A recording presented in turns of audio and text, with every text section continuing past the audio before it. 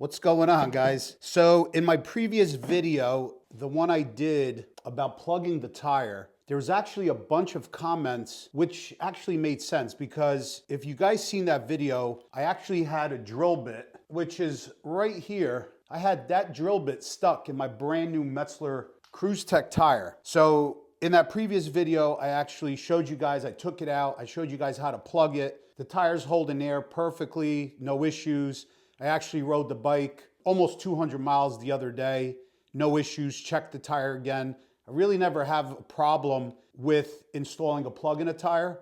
A lot of people say they would never do that and they would just go replace the tire. Well, I never had a problem with a plug tire, and I'm going to make something clear. If I had a track bike and I was going 150, 160, 180 miles an hour constantly, putting a lot of stresses on those tires, I would definitely not keep a plug or plug a tire on a bike, on a motorcycle that I'm using for the track. Let's make that perfectly clear. But for this application, especially the touring motorcycle tires, they're strong. They're a lot stronger than, say, an average motorcycle tire, because the sidewall is actually a lot stronger. The whole tire's a lot stronger to withstand the weight, the 800 pounds, the 1,000, 1,100 pounds that you're gonna be putting on your touring motorcycle. I'm definitely not going to change the tire.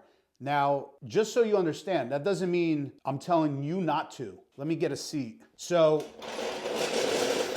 if you guys do not feel comfortable plugging a tire and riding with a plugged tire, then by all means, if you got an extra $500 to spend, then change it out. But for me, I'm not going to change it out. And it's not really because I don't want to spend the money. I actually don't want to spend the money, but that's not the reason. It's because that I've plugged motorcycle tires in the past and never had an issue.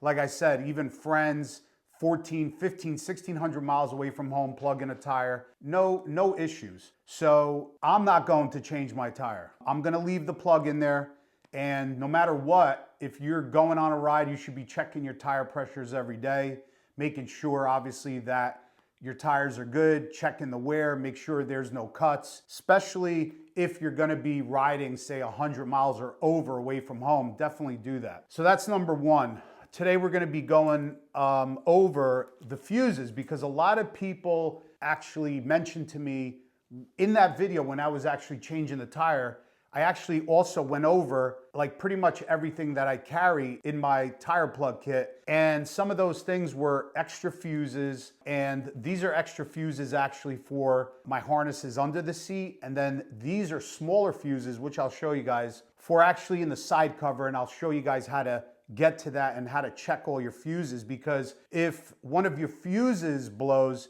you could also be potentially stranded. So that's what I'm going to show you guys today. And another thing is, another big question was, why do you still have wheel weights?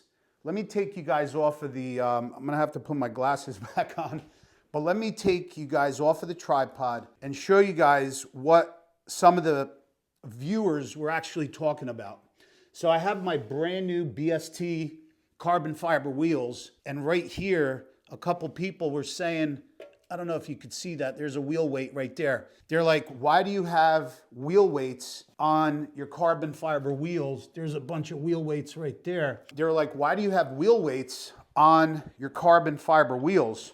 So to answer that question, yes, I do use ride-on in pretty much the last like 3 builds on 3 previous bikes, including this one with the aluminum wheels. So the reason I didn't put the ride-on right away is because I did not know if the chemicals in the ride-on would react to the resin or to the carbon on the carbon wheels. So I didn't want to put the ride-on in and then have a problem where it's going to either destroy the wheel or wear the wheel or make it brittle or something like that. I didn't know. So I just told Mike at Get Lowered, just bounce them regularly and I'll worry about it later. So long story short, I actually just got off the phone with a gentleman at Ride-On, and we were talking, and I said, listen, this is the situation. I used the Ride-On in previous bikes. It had the obviously aluminum wheels, and now I have a pair of carbon fiber wheels. Is there a problem? So the answer that he gave me is this. Basically, they never tested the product in a carbon wheel. Maybe they should, that'd be great. But they can't give me, without a doubt, like a definitive concrete answer, something in stone and writing that it won't. But having said that, he told me that he already talked to a lot of people that have carbon wheels on their bike, and he said there is no issue. This is the information that they relayed to him, that they don't see any issue with it after, I guess, using the ride-on in their carbon wheels. He's never had any complaints, anything like that. So another thing is, like I was talking to him, this is pretty much a water-based product with inert ingredients. So it's like water and I think glycol that make it into a gel. There is no solvents in there. I guess if you had a solvent in the chemical, then I'm sure it would react to the resin in the carbon wheels, but there is no solvent. There can't be a solvent because this is a sealant. So it's more like a glue, like a gel that is going to seal your tire, and it also balances your tire. So what I'm gonna tell you guys now is I'm definitely going to be putting the ride-on in the carbon wheels. Having talked to him, I feel comfortable. The product comes in a plastic container. The product comes in not only plastic containers, but plastic bottles and larger plastic jugs, and it doesn't dissolve the plastic. So I have a bottle of ride-on fluid in my cabinet for a couple years, and obviously if they ship the product in some sort of plastic container, obviously it's not, if it doesn't affect the plastic, I can't see it affecting the resin in the carbon wheels or the carbon wheels itself. So I am going to use the product. When I get it, I'll show you guys again how I install it, and then we can take the wheel weights off and clean up where the wheel weights were. So this way the wheels just look, you know, dope as hell like they look now, but they'll look even better. And it just, like I said, it balances the tire, and I would have never had that flat. If you use the ride-on, you should check your tires more often, because potentially you could have a screw or a nail in it and not even know it, because the ride-on fluid actually sealed up the hole where the object is in the tire. All right, so that's what I'm gonna do. Hopefully that answered your question. So this is what I keep in, this is a tire plug kit. I keep this, a multi-tool, and the mini air pump in my saddlebags all the time.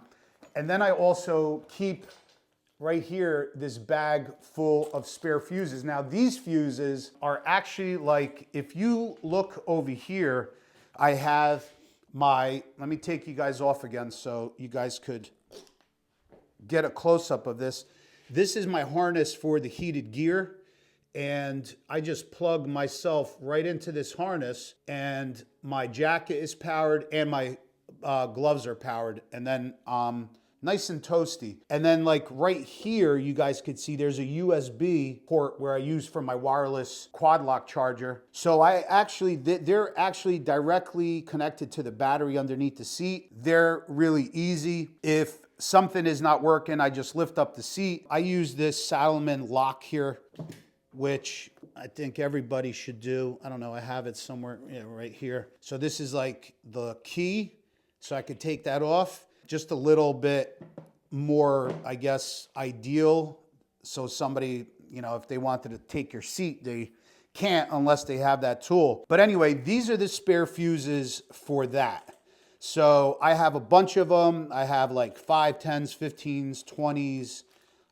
What else do I have in there? Not sure, but I have a bunch of them. So I really typically only use a 20 for the heated gear one. I've noticed like the 5s, the 10s, the 15s, they kind of sometimes blow. And then I've been using a 20 on there for the longest time, and I don't have any issues with that. But now let me show you this thing that I have. So this thing right here, this is a kit. I'll put the links to it. There's the part number and stuff, but this actually has a, let me see, a 2, a 5, a 7.5, a 10, a 15, 20, 25, and a 30, and one fuse tester and puller.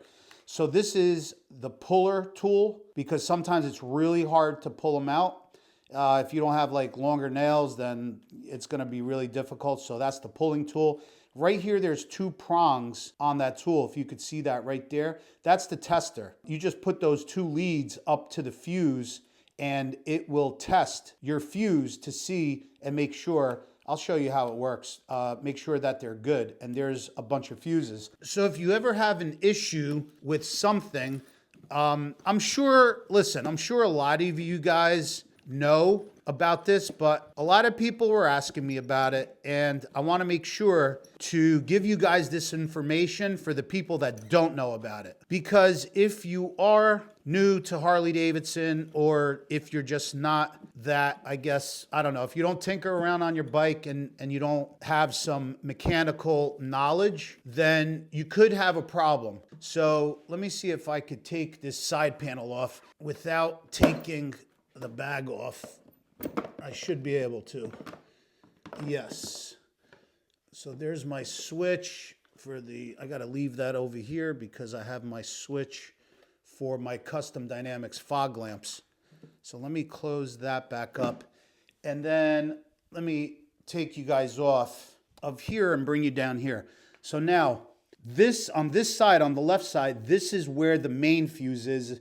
And believe it or not, I have to pick 1 or 2 of these up, because if this fuse blows right here, this is a 50 right here, this is a big boy. If you blow this one, I don't believe you're gonna be able to start your bike. So let's just check. If I pull this fuse out, let me see, so you guys know and I know. Nope, there's 0 power to the bike. So this is your main fuse right here. So if you blow this, it's a good thing I'm actually doing this video, because I have a bunch of fuses except this one. So I'm definitely going to pick a couple of these up. And why a couple? Because what if mine blows and then a buddy's blows? I mean, or you could help somebody stranded on the road. So either way, I'm gonna pick up a couple of these 50s. As you guys can see, there's no power to the bike. Let's put it back in. Yep, I heard it. Okay. So now let's go to the bike. There we go. You see? All right, so that's the main fuse, just so you guys know. So if you're ever stranded, the bike doesn't turn on, you got no power, this is one of the first things you're going to check, is down here. Okay, so now under this cover, let me show you what is here. So let me put on this side of the flashlight. So if you guys could see there, it looks like it's probably 2 little relays. And then you have a bunch of fuses. You got 20s, you got 7.5s, 15s, 5s. These 2 right here on the right, they're the spare fuses. So now this little package here, if you just open that up, and you could take right there, you see that right there is a fuse puller. And then over here, you have the tester. So with this tester, where am I? Right here. With this tester, you could test a bunch of different sizes. See, just by sliding it, that's what's good about this tester, just by sliding it from narrow to wider. So now if I go here, up to these fuses, I gotta put it back to the small one, and then I could just put it up against the fuse, and you see how the green light turns on? So I'm gonna let it go. I'm gonna touch it again. That means the fuse is good. If you see a green light, that means the fuse is good. That means power is flowing from one side of the fuse to the other. But some of these, obviously, you're gonna have to put the bike on to make sure that some of these fuses, some of these circuits always have power, and some obviously don't until you turn the bike on. But that's how more or less you check them. So this way you actually do not have to pull everyone out. All you do is touch it like that, light turns green, you're good to go. If you want to pull a fuse out, you just take it like there and you squeeze, and then you have it right there.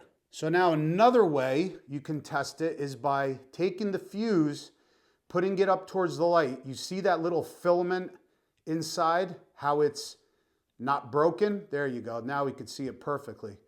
that is how a fuse should look like. So now if you see any breaks in that little wire inside that plastic fuse, that means it's no good. So you just shine a light in the back and look at the fuse. They're really easy to see, and then you could put them back. So that's another way to check.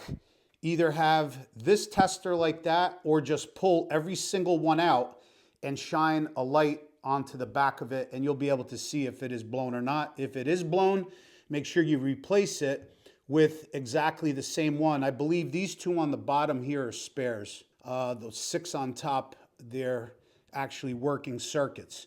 So that's how you check all that. So definitely if you got no power onto the bike, obviously it could be your battery. But if you know your battery's good, definitely go down left side, take the panel off, check the big fuse. And then obviously if there's even certain systems on your bike that don't work, make sure you check all the fuses here. Those are things that we can do in the field to, get, your bike repaired, up and going. As far as anything other than that, well, if it's like a relay or something more in depth, then we're probably gonna have to bring it to the dealer. So hopefully that information helps you guys out, because I know a lot of people actually commented, like show me the fuse, where does it go, how would I change it? So hopefully that helped you guys out. And I just, like I said, I keep them in here in my tire repair pouch, and then I just keep it in the back with like my flashlight, tire pressure gauge, multi-tool, and my air pump, and that never leaves my bag. That stuff is always in there. And then we could pop this panel back on, and you don't actually have to take the bag off. What I did was I just loosened it up as much as possible and just let it hang on the buttons right here. So now if you guys, my son's going to school, taking the bike. We're still looking for a Harley for him. So hopefully this video helps. If you ever get onto the bike and you put the switch on and you see some lights come up on the bike and maybe you hear that starter kind of click or the solenoid click, chances are that's your battery. But if you have zero power, like I just showed you, it could still be a totally dead battery. But if not, also check that main fuse like I showed you guys, and definitely keep some stock fuses, especially if you're gonna be out on long distance trips and stuff like that, because it could be a matter, like think about it, if you don't have one of those fuses that you need, you might have to, call for that tow truck, and it could be an expensive day. So I hope this video helped. If you got any other questions, if I missed something, hit me up in the comments down below. But Mad Max is running absolutely awesome. The carbon fiber wheels are amazing. The tires are amazing. Got no issues with the bike. The bike is running phenomenal. If you have any questions about Mad Max, let me know. Otherwise, we'll see you guys on another one. Peace out. Love you all. And get out there and ride.